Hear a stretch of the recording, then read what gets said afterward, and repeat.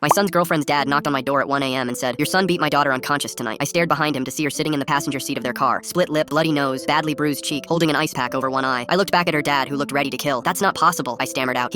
She told me everything." He cut me off. "Police are coming in the morning." He slammed the door and walked away. I immediately ran upstairs to check on Ryder. He was asleep, but I turned on the light anyway. He woke up confused. That's when I saw the fresh scratches on his neck and forearm. "What happened with Sienna tonight?" I asked. He shot up instantly, rubbing his eyes. Nothing. We had a fight. I dropped her home. That's it." "What kind of fight?" I pressed him. He started stammering. "She was accusing me of stuff. I don't want to talk about it right now." His voice was defensive. I noticed his knuckles, red and bruised. The police showed up at 9 a.m. the next morning. A detective knocked on the door with 2 officers behind him. "We have a warrant for Ryder's arrest." Ryder came downstairs in his pajamas. He saw the police and went pale. "Dad, what's happening?" The detective read him his rights. "The victim identified you. Neighbors heard screaming from your car around 7 last night." "Dad, I swear I didn't." Ryder was panicking. The officer cuffed his hands behind his back. I watched them walk my son to the police car. I stood in my doorway thinking about the scratches, the bruises on his knuckles, the fight he wouldn't elaborate on. I visited Ryder in jail that afternoon. He was sitting on a metal bench looking terrified. "Dad, you have to believe me. I didn't hit her." "Then explain why she looks beat up. Explain the scratches and bruises on your knuckles." He leaned forward. "We fought in the car. She was yelling. I was yelling back. She hit me and I grabbed her wrist to stop her. That's where the scratches came from. I swear I dropped her home at 7:30 and left." I wanted to believe him, but Sienna's dad was already filing charges. He hired a lawyer. I talked to our lawyer the next day. She told me Sienna's testimony was bad. Sienna said Ryder drove her somewhere isolated, beat her within an inch of her life, then dumped her near her house around 10 at night. The neighbor already confirmed hearing them argue at 7. "What about the bruises on his knuckles?" I asked. The lawyer looked at her notes. "Ryder claims he punched his steering wheel after dropping her off because he was so angry." Everything he said sounded like an excuse. I went back to see Ryder. He was desperate now. "Dad, I'll take a lie detector test. Please, check my phone, my car. I didn't do it." "Then why is she saying this?" Ryder broke down. "I don't know. Maybe she's scared and confused. Maybe someone's threatening." "I'll believe you." I cut him off. "But if you're lying to me." "Dad, I love her," he interrupted. "I would never hit her. You know me." Ryder's behavior had changed now. He wasn't defensive anymore, rather genuinely desperate to prove his innocence. And as a father, I couldn't not trust my son. I decided to investigate myself. I drove to Sienna's neighborhood and knocked on doors. The neighbor 2 doors down, a sweet lady in her 80s, had a Ring camera. I asked her for the footage and she happily obliged. The camera showed Ryder's car dropping Sienna off at 7:35. I watched anxiously as Sienna got out of the car and walked away from her house. Ryder drove off in the opposite direction. Then at 9:45, a different car pulled up. Sienna got out of this car stumbling. She was heavily bruised and beaten now, falling to the ground and crawling to her door. I zoomed in on the footage but couldn't make anything out. Was this someone else, or had Ryder used someone else's car to make himself look innocent? I brought the footage to the police station either way. The detective watched the footage twice and called Sienna and her father in for a second interview. I sat behind the glass watching. The detective showed Sienna the footage. "We have video of you arriving home at 9:45 from a different vehicle. You looked injured in this footage. Who drove you home at 9:45? Sienna started shaking. She wouldn't answer. All of a sudden, she lunged into her dad's arms and started sobbing so hard she couldn't breathe. Her dad put his arm around her. "Sienna, it's okay, baby. Daddy's got you." He embraced her for a minute, and everyone stopped asking questions, giving her the minute she very clearly needed. Finally, she pulled away, and her dad wiped her tears with a tissue. "Sienna, who did this to you? Who did it, baby?" She looked around, and finally she said it. "Someone named Dante." My stomach dropped. Dante was my other son. He was 22. He had serious anger issues and had just left for a work trip a few days ago. I've been seeing Dante for 2 months. Behind Ryder's back, Sienna cried. That night after Ryder dropped me off, I went to meet Dante. We got into an argument and he beat me. Then he threatened me. He said if I told anyone it was him, he'd come back and finish it. He said blame Ryder or he'd make it worse. I was so scared. Sienna's dad went pale. My God, I almost destroyed an innocent kid. The detective looked at me. "Where is Dante now?" Full story on channel linked below.